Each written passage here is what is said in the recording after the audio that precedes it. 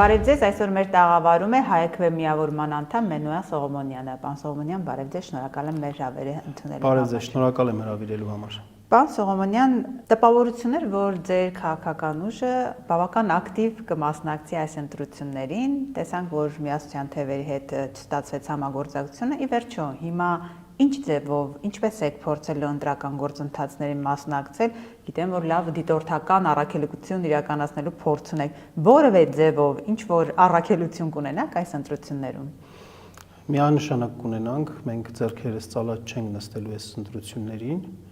Մեր գլխավոր խնդիրը կարևորը այս ապազգային վարչակարգի հեռացումն է, վարչախմբի հեռացումն է եւ մենք ամեն ինչ անելու ենք այդ ուղղությամբ, շատ ակտիվ մասնակցելու ենք։ Իհարկե մեր դեմքերով չենք մասնակցի, նկատի ունենալով ընտրական ցուցակների մեջ չկանք, մեր անունները չկան, անմիջապես մեզ չեն քվեարկի մեր քաղաքացիները, բայց մենք կաջակցենք ընդդիմադիր դաշտին, ըստ էության շատ մոտ օրերս ավելի հստակ ու որոշակի կլինի կամ որևէ մեկ ուժի հստակ աջակցություն կհայտնենք կամ ընդհանուր ընդդիմությանը, ընդդիմադիրային բոլոր ուժերին, որոնք ունեն հնարավորություն հաղթահարելու ընտրական շեմը եւ այդպիսով ստեղծելու պայմաններ, որպեսզի այս ապազգային եւ հակա իրավական քայլեր կատարող վարչակազմը գնա պատմության գիրք։ Մենք կմասնակցենք նաեւ, այո, վստահված անձի հանգամանքով մենք կմասնակցենք շատ ակտիվ քարոզելով մարդկանց գալ ընտրական տեղամասեր, այն մարդկանց, ովքեր ամենակարևոր գործն է թերևս այն մարդկանց, ովքեր որ մտածում են, որ իրենց քվեն ոչինչ չի փոխելու, որ Նիկոլ Փաշինյանը ստեղծել է այնպիսի վիճակ, որ ինքն է թելադրում խաղի կանոնները եւ ինչքան ուզեն այնքան էլ ցույց կտան, հա, այս վիճակներով շատ մարդիկ կան, որ այդպես են մտածում, ցավոք սրտի սասանված է ընտրության ինստիտուտի հանդեպ մարդկանց վստահությունը եւ մենք այս ընթացքում կփորձենք այո այդ գործը եւս անել, որպեսզի շատ մարդիկ կան ընտրական տեղամաս, ունենանք այնպիսի վիճակ, որ Փաշինյանը ունենալով իրականում քիչ ռեյտինգ չկարողանա իր քիչ ռեյտինգով մեծամասնություն ձևավորել։ Հիմա այդ գործում իշխանությունը բավական ակտիվ է եւ եթե սկզբում խոսում էր այս հիմնական ուժերի մասին, որ այսինչ ուժը չունի անցողիկ ռեյտինգ, չի հաղթահարելու շեմը, հիմա ասում են նրանք ոչ մեկն էլ չեն անցնելու։ Այսինքն այդ ձեր ասած пассивությանը նպաստելու համար է, որ Փաշինյանը ամեն երկրորդ խոսքը ասում է այդ ուժերը, հայտնի երեք ուժերը, ուժեղ Հայաստանը, Հայաստան դաշինքը, Ծառուկյանի քաղաքական ուժը, ասում են նրանք անցողիկ շեմը չեն հաղթահարելու։ Այս սա այդ ապաթիային նպաստող քայլ է։ Միանշանակ, այո, դրանով ինքը ցանկանում է, որպեսզի մասնակցությունը ցածր լինի։ Իրեն օդու ջրի պես անհրաժեշտ է ցածր մասնակցությունը։ Իրեն օդու ջրի պես անհրաժեշտ է, որ մարդիկ ունենան խարխլված վստահություն ընտրությունների ինստիտուտի նկատմամբ եւ չգան չմասնակցեն, որի պայմաններում իր վստահորդները մեծ տեսակարար կշիռ կկազմեն ընտրությունների արդյունքների մեջ, սա շատ վտանգավոր է եւ ինքը ամեն ինչ անում է այդ ուղղությամբ։ Ինքը բոլոր հակաօրինական քայլերը անում է այդ ուղղությամբ, մարդկանց նախ եւ առաջ պահում է շատ ուժեղ վախի մթնոլորտի մեջ, ասելով, որ եթե ինքը չլինի, պատերազմ կլինի, ակնհայտ սուտ, ակնհայտ կեղծիք, լավ, իսկապես այս երկրում ուրեմն չկա այդքան քո կարողությունները չափ կարողություններ ունեցող մարդ չկա, որ եթե ուրիշ ոչ մի բան չանի, այս եղած ստատուս քվոն կարողանա պահպանել, այս ահաբեկչությունն է անում։ Երկրորդը, որ կներեք հիմա օրինակ իր թիմակիցներից ոմանք էլ ասում են առանց Փաշինյանի Հայաստան չկա։ Այս թեզը նոր արդեն դրել է շրջանառության մեջ։ Այո, այսինքն սա դեպի տոտալիտարիզմ տանող ճանապարհն է, դեպի ստալինիզմ տանող ճանապարհն է, որ ամեն ինչ երկրի բոլոր հաջողությունները կապվում են մի մարդու հետ, երկրի ձախորդությունները կապվում են նրա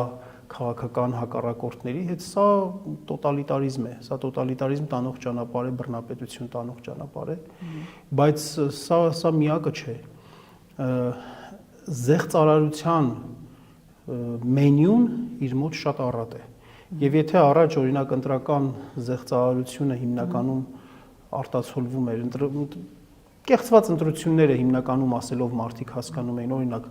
գողացված քվեատուփեր, հիմա կեղծված ընտրությունները այն է, ինչ որ Նիկոլ Փաշինյանը անում է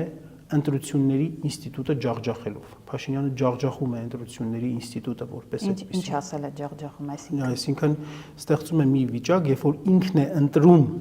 թե ովքեր գան իրեն ընտրելու, այսպիսի վիճակ է ստեղծում։ Այսինքն դա անում է բոլոր միջոցներով։ Քրեական գործեր հարուցել եւ արգելափակել իր քաղաքական օպոնենտներին։ Բոլոր նրանք, ովքեր որ իրենցից որոշակի վտանգ են ներկայացնում իր իշխանության համար, այո, նա բոլորին ուրեմն փակում է։ Այդ ամբողջ պետական համակարգը փաստացի օգտագործվում է քաղաքական հակառակորդների, քաղաքական ընդդիմադիրների դեմ։ Ես ոչ մրցակցային իրավիճակ, այսինքն ստեղծում է, որպեսզի այո, սա նման է մի վիճակի, երբ որ մտնում ես բռնցքամարտի ռինգ, բայց մի կողմը ունի իր ձեռքին փայտ, դանակ եւ փայտով է խփում եւ դանակով է խփում եւ ոտքով է խփում, իսկ մյուսը ստիպված է լինում միայն ձեռքերով պաշտպանվել։ Այսպիսի վիճակ է ստեղծված եւ դրա համար ընտրության երևույթը ընդհանուր առմամբ նենգափոխված է։ Օգտագործվում է պետական ռեսուրսը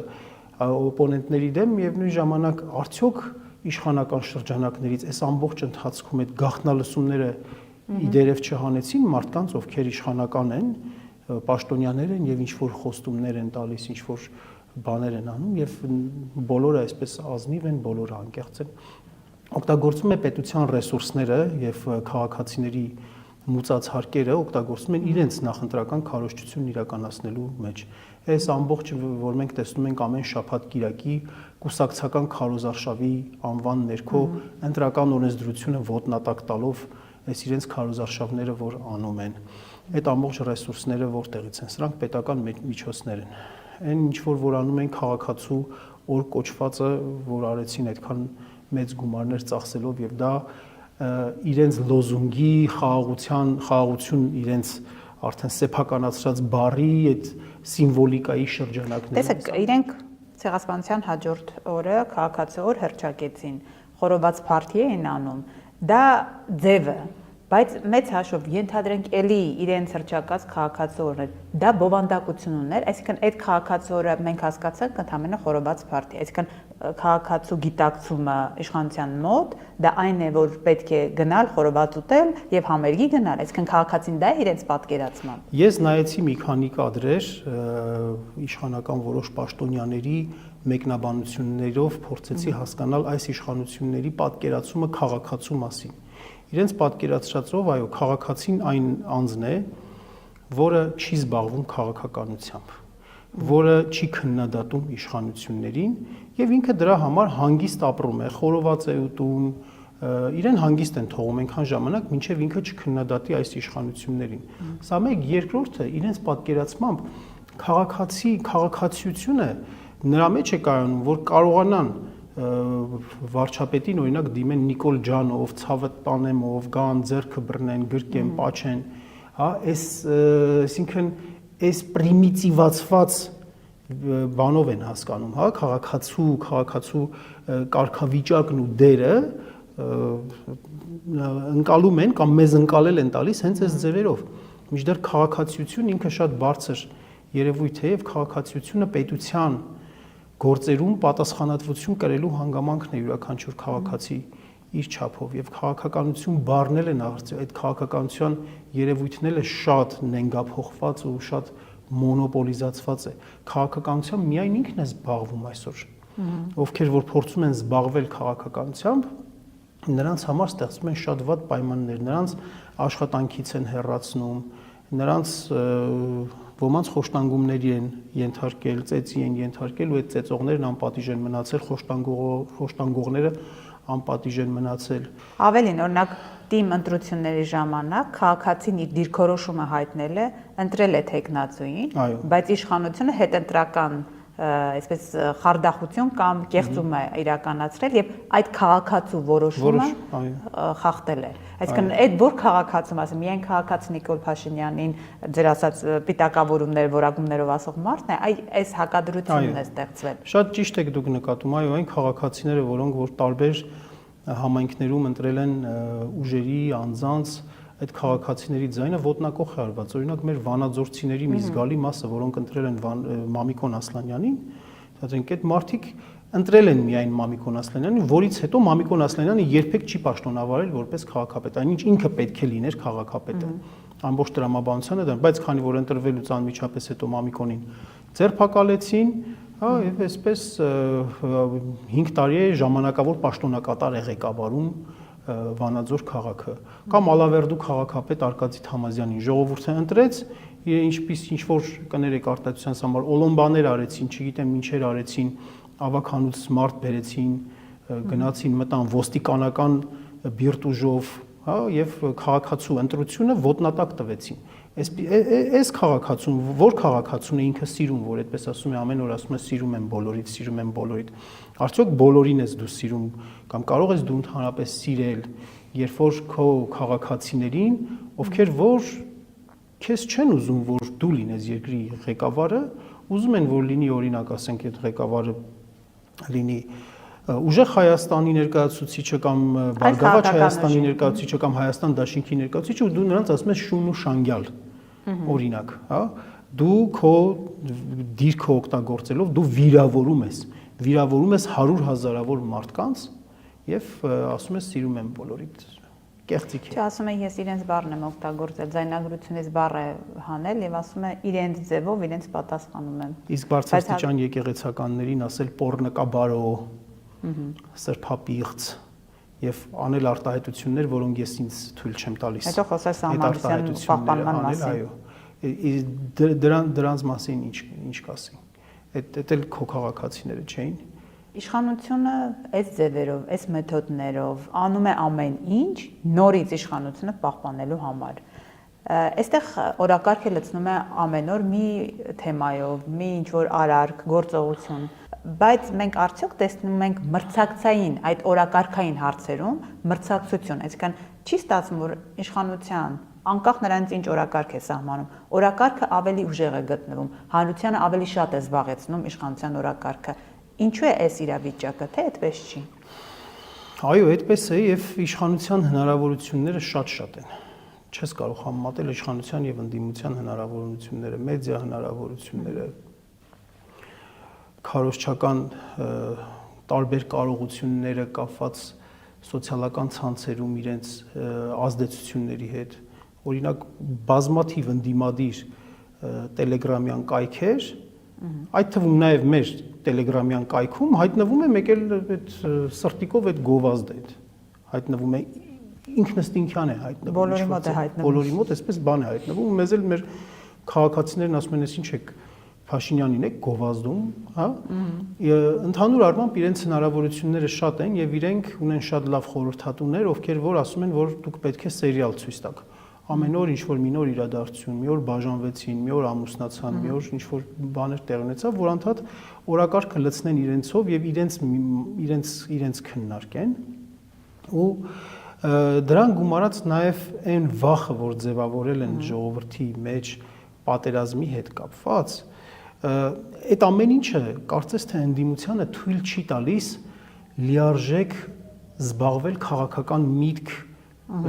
գեներացնելու այս process-ով։ Դա նաև մեզ էլ է վերաբերվում։ Իսկապես շատ դժվար է լինում, երբ որ մի հատ ինչ-որ ցնցող բան է տեղի ունենում, անմիջապես, չգիտեմ, սևեռվում ենք այդ ամեն ինչի վրա։ Մասնավորապես եկեղեցու դեմ սանձազերծած այս արշավը, որ մոտ քանի ամիս այդպես շատ ակտիվ փուլի մեջ էր։ Տարբեր ուժերի, հա, այդ թվում մեզ նաև այդ անդադ այդ դաշտում էր, Դե իհարկե, բայց ասենք, բայց մենք միևնույն ժամանակ տեսնում ենք, որ մեր հոգևորականներին ձերբակալում են, մեր եկեղեցուն անպատվում են, մեր կաթողիկոսին, չգիտեմ, ինչ ասես, ասում են, վտանգներ ենք տեսնում, բան ենք, որպես հասարակություն չպետք է ինչ-որ բան ցույց տանք, արձագանքենք, դիմադրենք եւ այլն, անում ենք մենք դա, անում ենք եւ այդ ընթացքում ավելի քիչ ենք զբաղվում կուսակցաշինական գործունեությամբ, մեր ծրագրերը ավելի հղկելու գործունեություն, այդ մենք որ այսինքն այն մեղադրանքը, որ դարձել են դիմությունը արձագանքող իշխանության թեզերին, դա ինքնաբերաբար է ստացվում, այնպես չէ որ դա անում են այդպես, որ այդպես լինի իհարկե, անում են այդպես, որ այդպես լինի իհարկե, բայց կներեք, ձեր ասած թեմայի հետ կապված եկեղեցու, սա հետևողական է, սա ինչ որ իրավիճակային չէ, նույն իրենց օրինակ նախընտրական ծրագրում ֆիքսված է։ Իհարկե։ Ու սա բավականին վտանգավոր զարգացման հիմք կարող է լինել, եթե օրինակ Փաշինյանը վերընտրվի։ Մենք կարող ենք ասել, որ հնարավոր ամեն ինչ կանի վեհապառին հեռացնելու հարցում։ Դուք այս թեզի հետ կապված ինչ վտանգներ եք տեսնում, եթե օրինակ վերընտրվի Նիկոլ Փաշինյանը, ինչ կարող է անել, միջև ուր կարող է գնալ։ Իրենից ամեն ինչ սպասելի է, իրենից իհարկե ամեն ինչ սպասելի է, եւ մեր խնդիրն է դա այդ սարսափելի տեսարանները մեր աչքի առջև ունենալով, ես ուղղակի չեմ կարողանում պատկերացնել, թե ինչ սարսափելի բաներ են մեզ սպասվելու։ Դուք պատկերացրեք ինչ է նշանակում հանգստի կոչել, ինչպես հանգստի կոչել վեհապառին, ինչ գործողություններ են տեղի ունենալու, ինչ ցույցեր են լինելու, ինչ բախումներ են լինելու քաղաքացիական, եթե այդ ամեն ինչը տեղի ունենա, եւ այդ ամեն ինչը թույլ չտալու համար է, որ նաեւ պետք է մեր քաղաքացիների ակտիվ մասնակցությունը, այդ ամեն ինչը գոնե թույլ չտալու համար է պետք։ Եվ մյուս կողմից այո, ընդդիմություն է եւ այդ թվում նաեւ մենք էլ պետք է հիշեցնենք, ժամանակ առ ժամանակ հիշեցնենք նաեւ Փաշինյանի բոլոր դավաճանությունները, նրա տապալումները, որովհետեւ ինֆորմացիոն հիշող բանը, այսպես ասած, օպերատիվ հիշողությունը մարդկանց մեջ, քանի որ ինֆորմացիան շատ է, օպերատիվ հիշողությունը շատ կարճ է լինում։ Շատ բաներ մենք ինքներս էլ ենք շատ բաներ մոռանում։ Հետո ինչ որ զեկույցներ ենք կարդում, թերթում ենք, հիշում ենք, տեսնում ենք, որ ինչքան ապօրինություններ է տեղի ունեցել։ Եվ պետք է այս ապօրինությունները եւս մարդկանց հիշեցնել, գույքագրել եւ ներկայացնել հետեւողականորեն։ Մեր գործը նաեւ դա է լինելու, ինչ որ դուք ասում եք, մեր մասնակցությունը այս ընտրություններին, մեր գործը նաեւ դա է լինելու, այս ամեն ինչը ցույց տալու համար։ Բայց միևնույն ժամանակ նաեւ մենք այս ընտրություններին պատրաստվել էինք եւ ծրագրային բավականին նորմալ մշակումներ էինք իրականացրել անվտանգության թեմատիկայով, կրթության թեմատիկայով, սոցիալական ապահովության թեմատիկայով մասնավորապես պետական իրավական ոլորտի բարեփոխումների հետ կապված մենք որոշակիորեն նաեւ հանրությանը ապրոբացրել էինք այդ մեր դրույթները եւ դրական արձագանքներ ենք ստացել։ Մենք կշարունակենք նաեւ այն ուժը, որը որ կամ ուժերը, ովքեր որ այսպես ասենք, հա, կընդունեն մեր աջակցությունը, դա կնշանակի, որ նաև մեր ծրագրային դրույթներին հավանություն կտան, այս իմաստով նաև մենք ծրագրային ոնց որ աջակցության ձևով եւ հանրության առաջարկի ձևով կշարունակենք ներկայացնել մեր ծրագրերը։ Այսինքն ճիշտ եմ հասկանում, դուք ճիշտ է չեք մասնակցում ձեր կուսակցությամբ, բայց դուք շարունակելու եք ձեր ծրագրերը ներկայացնել հանրությանը եւ նաեւ այն ուժին, ում կաջակցեք, նրանց հետ եւս այդ թեմաների, այդ ծրագրերի մասին խոսելու եք, ասելու եք հանրությանը, ներկայացնելու եք հանրությանը։ Այո, շատ ճիշտ եք հասկանում, որովհետեւ հենց դա է քննարկվում, որ եթե մենք ծրագրային հակասություններ չունենք, հա, աջակցելու հարցում եթե մենք չունենք գաղափարական ծրագրային հակասություններ, ապա եթե ընդունելի է ձեզ համար մեր այս մտքերը, մեր ծրագրերը, մենք նաև դա կկոմունիկացնենք։ Գալով ձեր առաջի հարցին, ի սկզբանե որ տվեցիք, հա, ուրեմն ոչ միայն աշխատենք քաղաքացիներին բերելու, ոչ միայն ընտրական գործընթացները վերահսկելու, ընտրությունների գործընթացը վերահսկելու ուղղությամբ, ոչ միայն ժողովրդին հիշեցնելու են բոլոր չարիքների, արհավիրքների պատճառներն ու արմատները, այլ նաև այո մեր որոշ ծրագրային դրույթների, չեմ ասում բոլոր, բայց որոշ ծրագրային դրույթների ներկայացում տեղի կունենա։ Պարոն Սողոմոնյան, բայց գոնե կա որոշակի պատկերացում, որ ուժերին դուք կաջակցեք, որովհետև արդեն քիչ ժամանակ է մնացել, մի քանի օրից քարոզարշավն է, ակնհայտ է, որ 3 ուժերն են առաջատար, այդ 3 ուժերի շրջանում է լինելու, թե շրջանակում։ Շատ շուտով այդ հարցի պատասխանը ինձ թվում է շատ բանակցություններ են այս պահին։ Խոսակցություններ, կոմունիկացիա, մտքերի փոխանակում, քննարկումներ են տեղի ունենում, շատ շուտով պահելով նաև որոշակի խորհրդապահությունը, որը որ